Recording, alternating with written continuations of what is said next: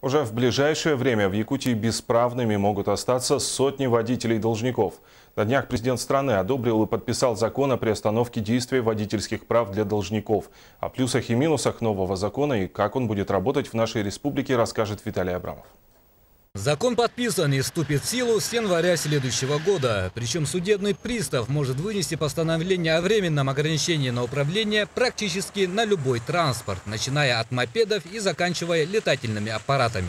Садиться за руль или за штурвал будет запрещено неплательщикам, задолжавшим более 10 тысяч рублей государству. Во-первых, это взыскание алиментов. Вторая категория – это возмещение вреда, причиненного здоровью. Третья категория – это возмещение вреда в связи с потерей кормильца.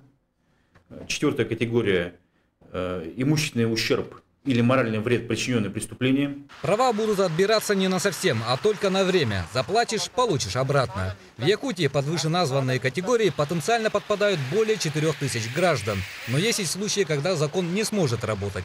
Взыскания не распространяются на инвалидов и должников, имеющих на иждивении инвалида. Также запрещено лишать водительских прав тех, кто в этом случае теряет свой единственный источник дохода, и тех, кто живет в труднодоступной местности и без машины не сможет добираться до дома. Сами водители в большинстве своем согласны с этим. Не знаю, я работаю, это мой хлеб, все равно, если не будет прав, мне не будет работать.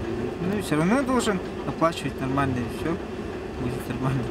Впрочем, с неплательщиком будут бороться не только кнутом, но и пряником. С 1 января 2016 года вступает в силу закон, который предусматривает 50% скидку на сумму штрафа, если оно оплачивается в 20-дневный срок. Правда, ополовинить можно будет не любой штраф. Она не распространяется на водителей, управляющих транспортными средствами в состоянии алкогольного опьянения, также отказавшиеся от прохождения медицинского свидетельствования, езда на красный сигнал светофора. Таким образом, будущий год принесет как жесткие, так и менее строгие методы борьбы с неплательщиками. И чтобы вдруг в следующем месяце не остаться без водительских прав, о своих долгах можно ознакомиться на официальном сайте судебных приставов, указав свое ФИО и дату рождения. Виталий Абрамов, Афанасий Николаев и Иван Семенов, НВК Саха, Якутск.